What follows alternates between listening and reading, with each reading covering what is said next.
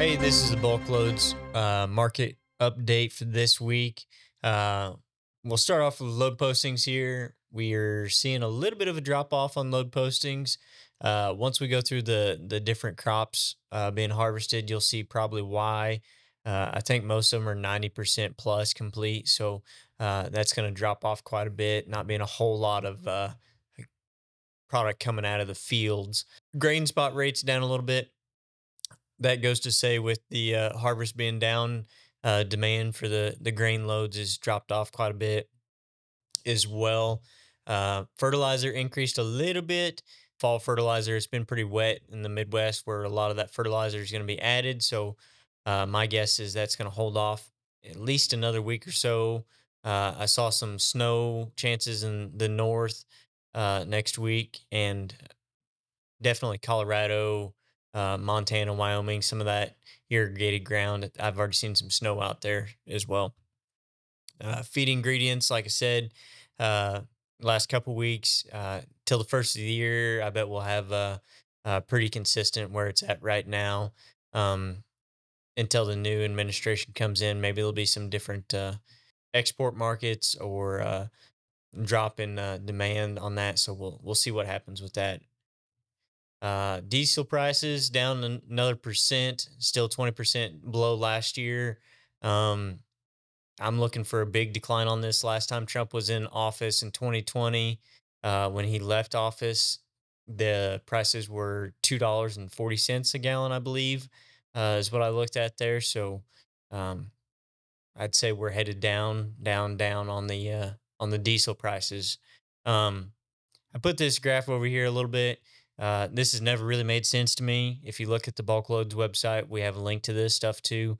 The gasoline, uh, you pay less for refining per dollar for gasoline than you do diesel, which is odd because diesel is a byproduct as well. They throw marketing on there. I don't know anybody who's ever been told that they have to buy diesel or that they should buy diesel. If you've got a diesel vehicle, you just buy it anyways. So those are some things that make me wonder about the pricing as well. And we'll go on here. So I wanted to look at something, put a little bit of stuff in here to help you guys with insurance stuff. There's been 3,800,000 violations this year so far. September and October were the lowest months. Um, at the bottom here, uh, you really need those pre-trip inspections. A lot of these violations are required in lamps, so lights being out, stuff like that. I would just go through those top 10 listed there.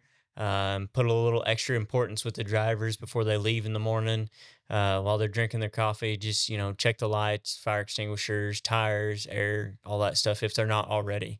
Uh, that can definitely make a big difference come insurance renewal time.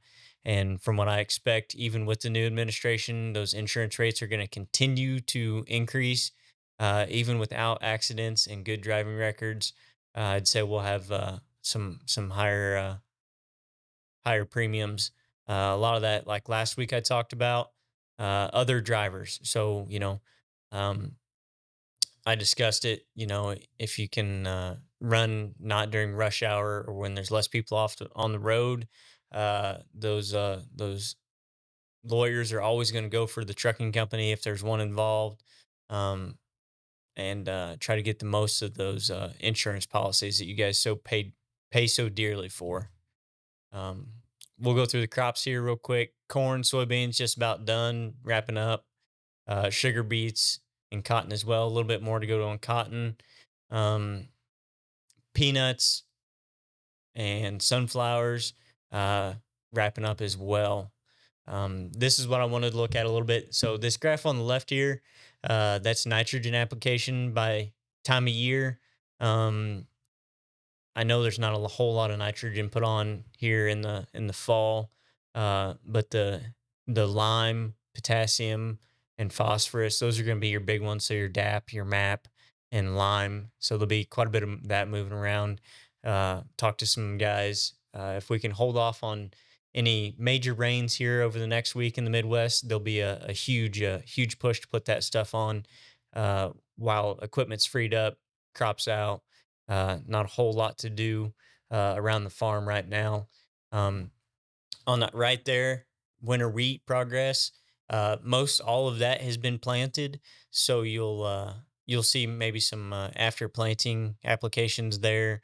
Guys want to do double crop stuff, so we may see some more nitrogen moving in the spring for sure. Urea, ammonium nitrate, those things of the such. Load trends, central U.S. and the east. Uh, my guess is a lot of the eastern change is from the Illinois, Wisconsin, Michigan, Ohio, Indiana area. Uh, the same reason the central's gone down. Harvest is done, so not a lot of that stuff moving out of the field.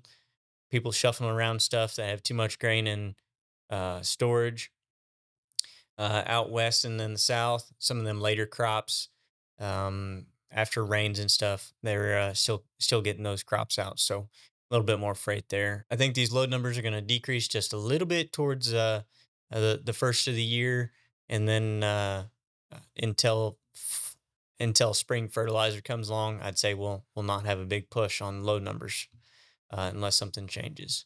If you have anything else, let me know. We'll enjoy some feedback on these. So have a good week.